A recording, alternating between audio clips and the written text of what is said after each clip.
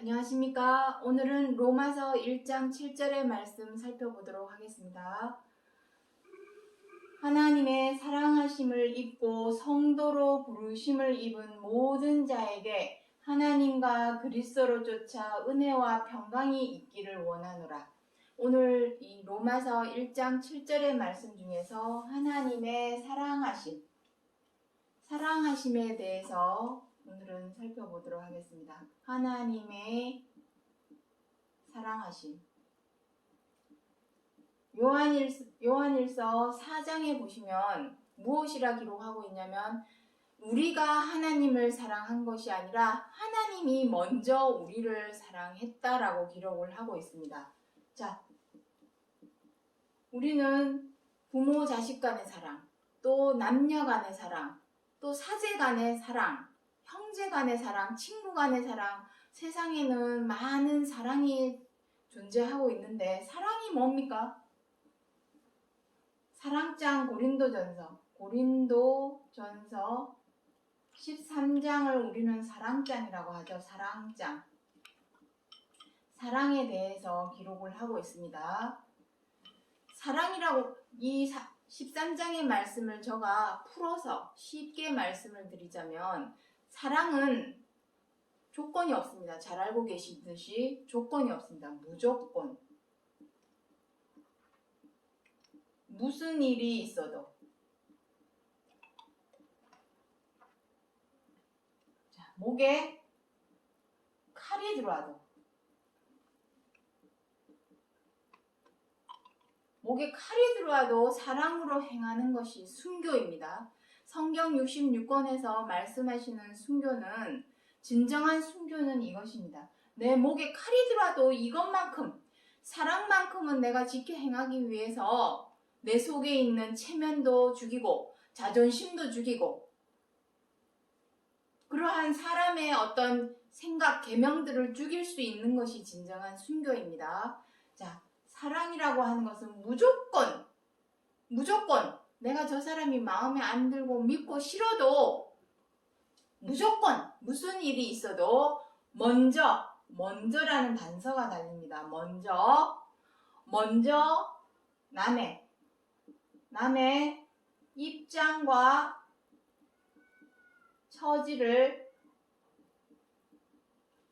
헤아리고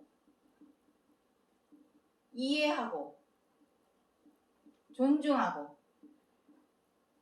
관용하고 배려하고 양보할 줄 아는 것이 바로 사랑입니다. 이것은 내가 믿고 싫고 마음에 안 들어도 무조건 무슨 일이 있어도 목에 칼이 들어와도 해야 되는 의무입니다. 의무. 선택이 아니라 의무입니다. 선택적으로 내가 좋아하고 마음에 들고 사랑하고 존경하는 사람만 사랑하는 것이 아니라 내가 믿고 싫고 마음에 안 들어도 그럼에도 불구하고 해야 되는 것이 바로 사랑이라는 것입니다. 왜냐하면 앞서도 말씀드렸지만 우리가 하나님을 사랑한 것이 아니라 하나님이 우리를 사랑하셨다는 것입니다. 왜 그러냐면은 요한일서 4장 8절에 보시면 사랑하지 아니하는 자는 하나님을 알지 못한다라고 기록을 하고 있습니다. 왜 그러냐면 우리는 하나님이라고 쓰죠. 하나님. 자, 요거는 파란색으로 한번 써보도록 하겠습니다. 우리는 하나님이라 부릅니다. 하나님이라 부르고 쓰기는 사랑이라 쓰는 것입니다. 우리가 하나님을 부르죠. 주 하나님을 부르지만 우리 마음속에서 새겨야 될 것은 사랑입니다. 사랑이 없는 곳에는 절대로 하나님이 안 계십니다.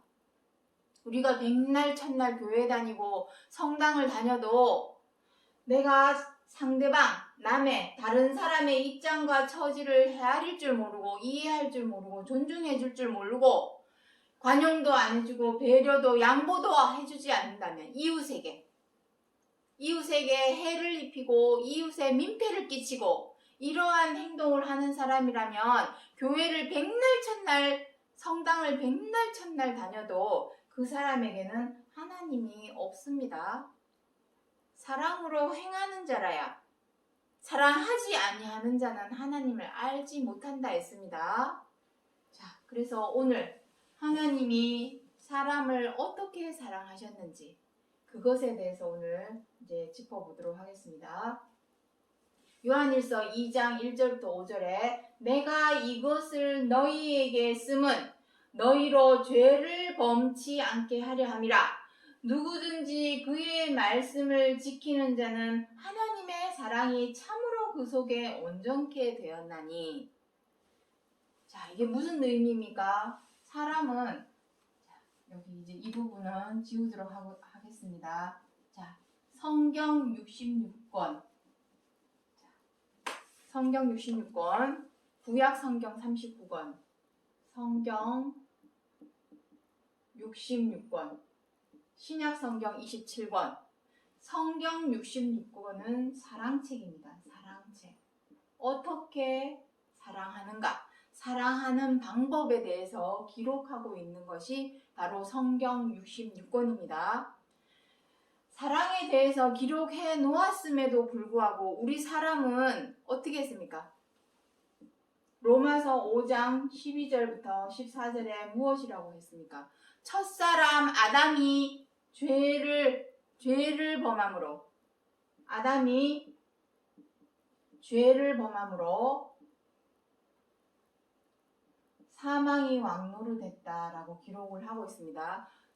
하나님은 사람을 끝없이 한없이 사랑하지만 사람은 사랑으로 행한 것이 아니라 오히려 사랑에 반대되는 죄를 행했습니다. 죄는 무엇입니까?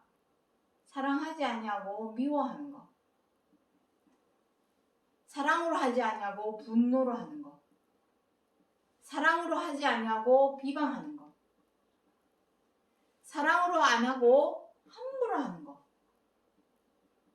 이것이 죄입니다. 이러한 죄를 이미 6,000년 전 아담부터 이렇게 행해 왔었던 것입니다. 그래서 어떻게 했습니까? 내가 너희에게 이것을 쓰면 성경 66권을 써준 것은 너희로 죄를 범치 않게 하려니라. 죄를 범하지 않고 뭐로 행하게 하기 위해서? 사랑으로 행하게 하기 위해서 성경 66권을 주었습니다. 그 중에 대표되는 것이 무엇입니까? 율법. 로마서 3장에 보면은 무엇이라고 기록을 하고 있냐면 로마서 3장과 갈라디아서 3장에 기록을 하고 있습니다. 갈라디아서 3장 몇 절인지는 지금 제가 기억을 못하는데 갈라디아서 3장에 보시면 하나님께서 모세를 통하여 율법을 주신 이유는 죄를 깨닫게 하려 함이라. 죄를 깨닫게 하려고 율법을 주셨습니다. 처음에 이게 책이죠. 하나님의 말씀이죠. 말씀. 죄를 깨닫게 하려고 율법을 주었는데 그 죄를 깨닫게 하는 방법이 무엇이었습니까? 죄를 깨달았으면 죄에 대한 용서를 구해야 되겠죠. 죄에 대한 용서. 죄에 대한 용서를 구하게 하시려고 주신 것이 바로 제사와 희생 제물입니다. 너희는 나에게 죄에 대해서 용서를 구하고 사함을 받기 위해서 제사를 지내라. 그리고 제사를 지낼 때는 반드시 제사상을 차려라. 그 제사상이 바로 희생 제물이죠. 양의 목을 따서 피를 장막 주변에 뿌리고 고기는 불태워서 번제로 올리고 곡식도 올리고 땅의 소산물들을 하나님께 바치고 했던 그 희생제물, 이러한 것입니다. 이것이 오늘날 무엇으로 바뀌었습니까? 오늘날 무엇으로 바뀌었냐면 제사가 예배가 되었고 희생제물이 헌금으로 바뀐 것입니다. 오늘날 이렇게 바뀐 것입니다. 자, 여기서 한번 보시기 바랍니다. 본질은 무엇입니까? 본질이 무엇이냐는 것이죠. 본질. 자, 다시 한번 말씀드립니다. 갈라디아서 3장, 로마서 3장에도 기록하고 있습니다. 하나님께서 모세를 통하여 율법, 말씀을 주신 이유는 죄를 깨닫게 하려고. 아, 내가 죄인이구나. 내 마음도 내가 어떻게 못하는, 내 마음을 잘 다스리지도 못하고 절제도 안 되고 제어도 안 돼서 죄를 범하는 죄인이구나. 죄인인 것을 깨달았으면 어떻게 해야 되겠습니까? 죄에 대한 용서를 구해야 되겠죠. 우리 교회 가서 제일 처음에 하는 게 무엇입니까? 주기도문. 내 죄를 용서하여 주옵소서. 주기도문을 왜죠? 용서. 우리의 죄가 사하여졌다면 제사와 희생제물을 드릴 이유가 없습니다. 지금 제가 이 드리는 말씀 제 말이 아니라 히브리서 9장과 10장에 읽어보시면 나옵니다. 죄가 사함을 받았다면 다시는 죄에 대하여 제사를 드릴 필요가 없느니라 라고 기록을 하고 있습니다. 그런데 우리는 아직까지도 제사와 희생제물을 드리고 있죠. 그렇다면 우리는 아직도 죄인인 것이죠. 중언부언하고 있지 않습니까? 중언부언. 내 죄를 용서하여 주옵소서. 6일 동안 세상에 나가서 온갖 죄 다 저지르고 일요일날 교회에 와서 내 죄를 용서하여 주옵소서. 그것을 매주 반복을 하고 있죠. 그것이 바로 중언부언입니다. 중언부언하는 기도. 내 죄를 용서를 받으려면 어떻게 해야 되겠습니까? 이제는 죄를 짓지 말아야죠. 다시는 죄를 안 지으려고 해야 되겠죠. 근데 죄를 지어놓고 또 와서 죄를 용서하여 주옵소서 하고 제사와 희생제물만 드린다고 내 죄가 없어지고 사라질까요? 아니라는 것입니다. 그리고 더 심각한 문제는 이것입니다. 본질은 무엇입니까? 본질. 하나님께서 율법이라고 하는 모세의 율법을 주신 이유의 본질이 무엇입니까? 예배와 제물을 드리게 하려고 율법을 주신 것입니까? 아닙니다. 죄를 깨닫게 하려고. 하나님께서 모세를 통하여 율법을 주신 가장 큰 이유는 이겁니다. 죄 깨닫게 하려고. 그런데 우리는 무엇에 더 열중하고 있습니까? 제사와 희생제물에 더 열중하고 있죠. 예배드리고 헌금 드리는 것에 더 열중을 하고 있습니다. 이것이 믿음이라고 생각하고 있죠. 믿음. 이건 믿음 아닙니다. 믿음 아닙니다. 이것은 우리가 하나님을 믿는 도리,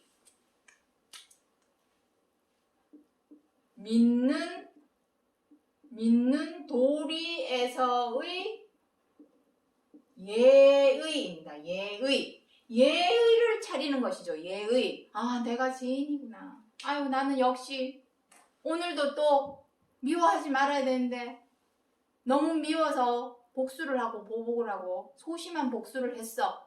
아, 난 또 죄인이구나.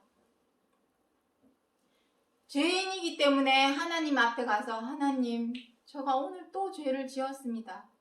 용서해 주십시오. 하고 용서를 구하는 차원에서의 예의를 차리는 것이 바로 예배와 헌금이지, 예배와 헌금을 드린다고 해서 그것이 우리가 예수님을 믿는 믿음의 전부가 아닙니다. 본질을 보세요. 본질은 죄입니다. 죄를 깨닫게 해서 더는 죄를 범하지 않게 하려고. 여기 무엇이라고 했습니까? 내가 이것을 너희에게 쓰면 너희로 죄를 범치 않게 하려 함이라. 죄를 범치 않게 하려면 어떻게 해야 되겠습니까? 계속해서 예배와 헌금만 드리면 내 죄가 사라질까요? 아닙니다. 죄를 범하지 않으려고 노력을 해야죠. 삶 속에서 내가 미워도 참고 인내해야죠. 아, 미워하면 안 되지. 하나님께서 우리를 먼저 사랑하신 것처럼 나도 사랑해야지. 마음을 다스리고 절제하고 제어를 해서 죄를 범하지 않으려고 노력을 해야죠. 피땀 눈물의 노력을 해야죠. 십자가의 고난. 그것을 위해서 율법을 주셨는데 이 죄에 대한 본질은 잊어버리고 본질은 잊어버리고 뭐에 열중하고 있습니까? 예배 드리고 헌금 드리는 것에 열중을 하고 있습니다, 지금. 그러면은 지금 우리는 어디 아래 있는 것입니까? 율법 아래 있는 것입니다. 율법 아래. 나 예수님 믿는데 뭔 소리야? 이렇게 생각하시겠지만 예수님이 오셔서 하신 것은 죄를 없이 하기 위해서, 본보기를 보이시기 위해서 죄와 악을 버리는 피땀 눈물의 노력, 십자가의 고난을 몸소 실천하여 본보기를 보여주셨습니다.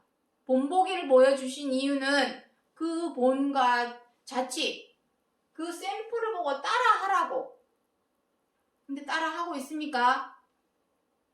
삶 속에서, 생활 속에서 피땀 눈물의 노력, 십자가의 고난을 겪고 있습니까? 아, 나 또 누구 미워했어. 아이, 일요일날 교회 가서 용서를 구하면 되지. 아닙니다. 다시는 죄를 범하지 않으려고 노력을 해야 됩니다. 삶 속에서.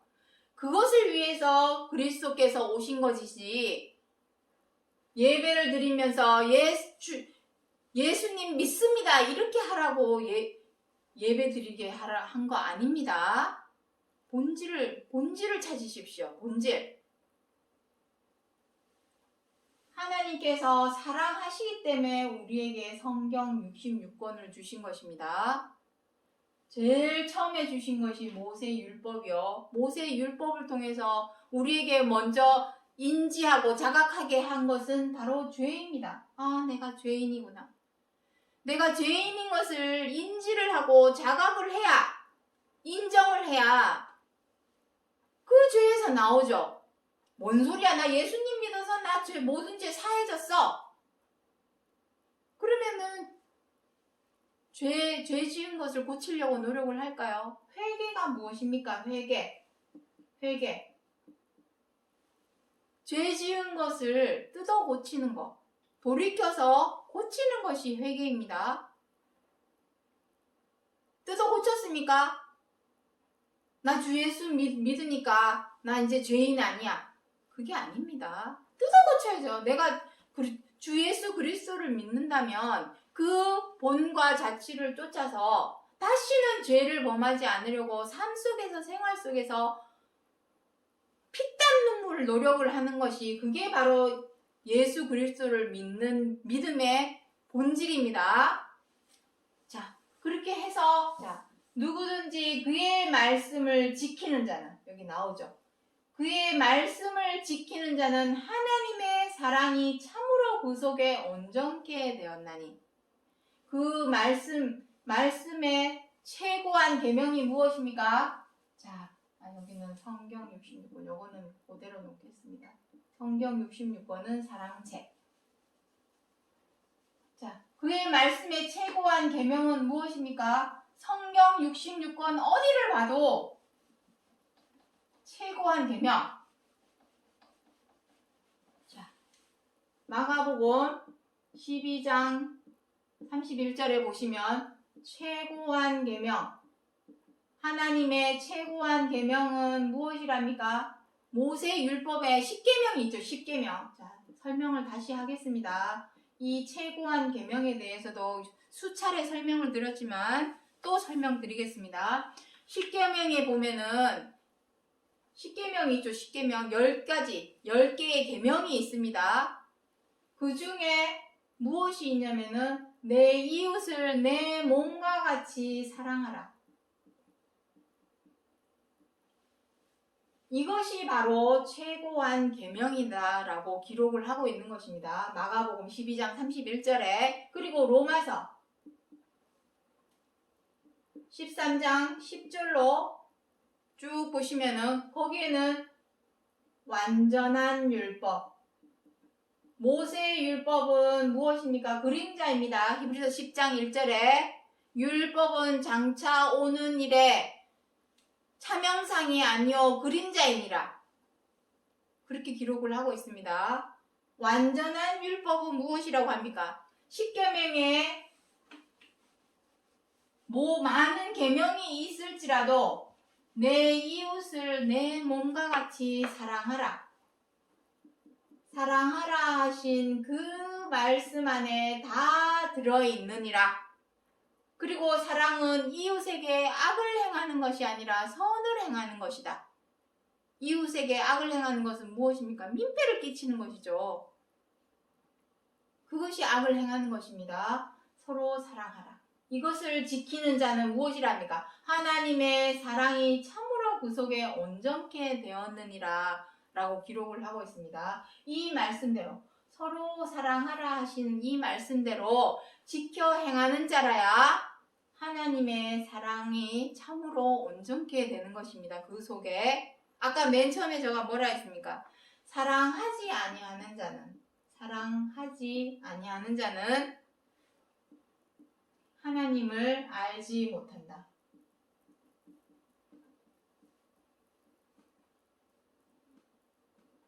사랑으로 행하지도 못하면서 하나님의 이름만 부른다고 그 사람이 하나님 믿는 사람일까요? 아닙니다. 사랑으로 행할 수 있어야 그 사람이 정말로 하나님을 아는 사람이라 라고 말할 수 있는 것입니다. 자, 요한일서 4장 12절에 어느 때나 하나님을 본 사람이 없으되 우리가 서로 사랑하면 하나님이 우리 안에 거하시고, 이렇게 기록을 하고 있습니다. 하나님은 영이시니 당연히 눈에 보이지 않죠. 하나님이 눈에 보이지 않는데도 우리는 뭐라 합니까? 하나님 사랑한다 그러죠. 예수 사랑, 하나님 사랑, 이런 얘기를 하죠. 본 사람이 아무도 없는데 아까 맨 처음에 무엇이라 했습니까? 하나님이라 읽고 사랑이라 쓴다 했습니다. 우리가 하나님을 부를 때는 하나님이라고 부르지만 내 마음에 새겨야 될 하나님은 바로 사랑입니다. 사랑으로 행하는 것입니다. 자, 그래서 서로 사랑하면, 아까 서로 사랑하는 방법에 대해서 말씀드렸죠. 사랑은 어떻게 해야 한다고 했습니까? 참고는 사랑장 고린도전서 13장, 여기 보면은 아주 자세하게 기록을 해놓았지만 제가 풀어서 쉽게 말씀을 드린 것이, 자, 다시 한번 이제 정리를 한번 해보겠습니다. 사랑으로 행하기 위해서 첫 번째 가져야 할 마음의 자세, 나보다 남을 낮게 여기는 마음을 높은 데 두면은 어떻게 되냐면, 내가 뜻대로 안 되면 어떻게 합니까? 상대방을 미워하게 되고 으르름장을 놓고 분노를 하게 됩니다. 마음을 높은 곳에 두면 좀만 마음에 안 들게 되면 어떻게 됩니까? 비방을 하게 되고 사나워져서 다투게 됩니다. 그리고 못마땅해지면 마음을 높은 곳에 두면 못마땅해질 때에 상대방을 함부로 대하고 갑질하는 죄와 악을 범하게 됩니다. 그래서 반드시 사랑으로 행하기 위해서는